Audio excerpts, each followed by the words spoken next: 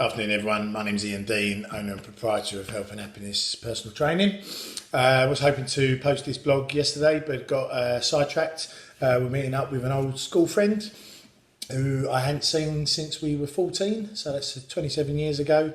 Rajveer Sandhu popped back from Canada for a couple of weeks. Him and his family moved out there, I think, with his dad's job back in early 90s. So that was lovely. And then also met up with a chap who was in my tent at the Marathon des Sables.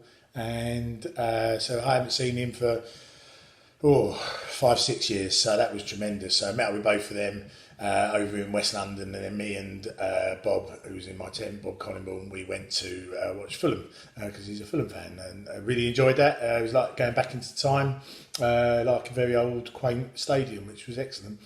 So, first good news this week is obviously you see that I'm wearing my new tops, obviously very West Ham orientated, pardon me.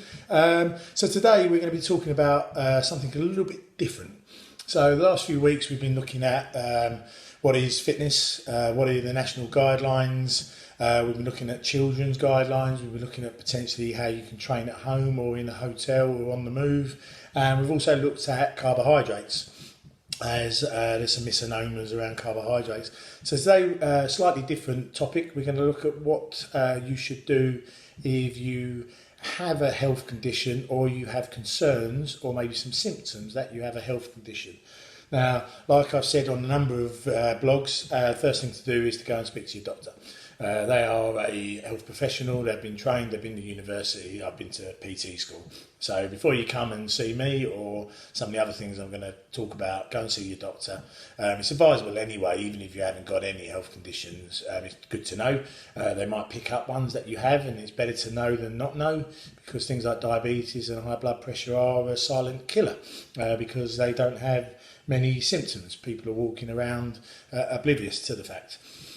So go and see your doctor. Your doctor might say, no, yeah, you're fine. Go to the gym. They would encourage to be more active, but they'd probably say take it easy for a few weeks and then start, or a few months, and then maybe start to build up the intensity a little bit. Now let's cover the basis that they actually identify a condition, whether it's COPD, whether it's diabetes, type 1, type 2. You probably already know if you're type 1 diabetic, to be honest, but type 2 diabetes, high blood pressure, low blood pressure, high cholesterol, the list goes on and on. Now I can only really talk from a Barking and Dagenham perspective, but what I say here is I assume is covered in most other boroughs around either London or the South East or even the country.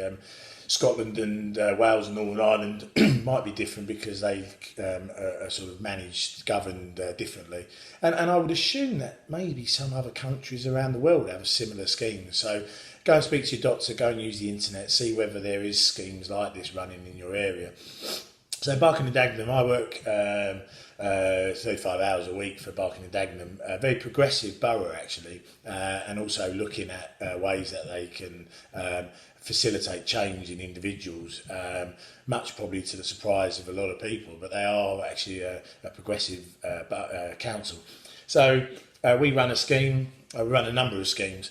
So we run a scheme for adults from 18 plus, which is the exercise referral scheme, and basically what that entails is a doctor, maybe a mental health organisation, a nutritionist or whatever will fill out a referral form which will go to my bosses and the administrators. They will then schedule an appointment for you to come and see someone like myself or my 6 other colleagues.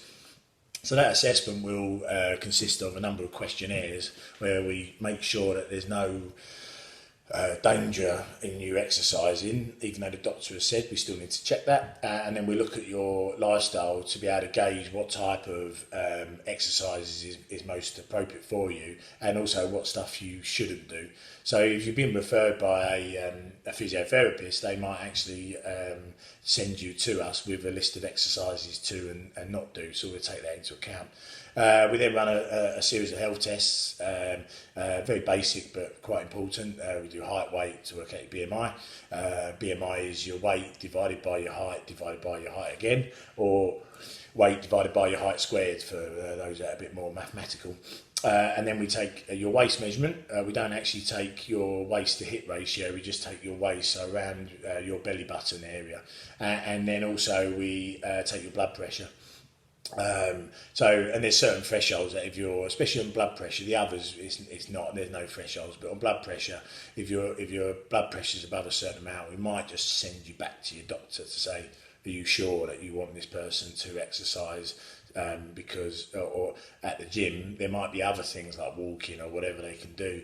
So we do that, and then there's a 12-week scheme. We see the person back in 6 weeks, we see them back in 12, and hopefully when we see them and we run the same tests, you can see that things are progressively getting better.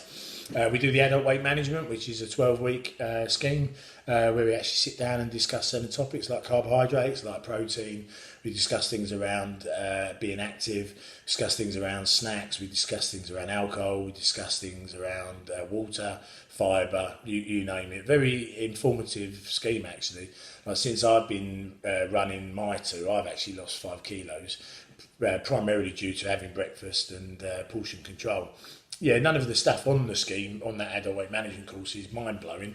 It's stuff that we have forgotten, stuff that my nan and granddads would do, and my mum and dad are doing now. But I potentially, as we get more technology-based and whatever, we think we know better and don't do the basics. We also do some schemes for school age, so under 17. We do things for primary school, we do things for toddlers. We also do things specifically for the over 65, so we do an Ageing Well programme, and that's looking at social isolation and people that maybe haven't got the mobility. So we run things like car days and bingo and whatnot.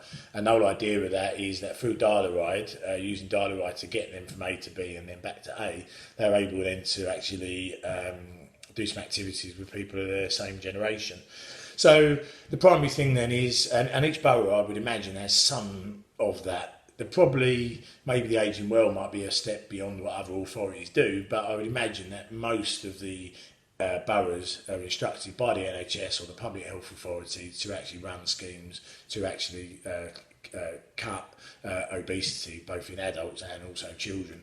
So that is it for today. Before you exercise, if you haven't exercised for a while, go and see your doctor.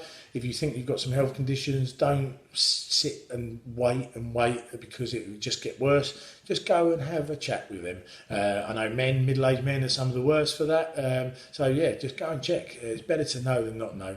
Then in your authority, your council area, they probably will refer you to a team very similar to the team that, well, not this, but the team that I work in my Barking and Dagenham world, and then we can help you. So hopefully this has been informative, especially because things like diabetes, obesity, etc. are on the rise.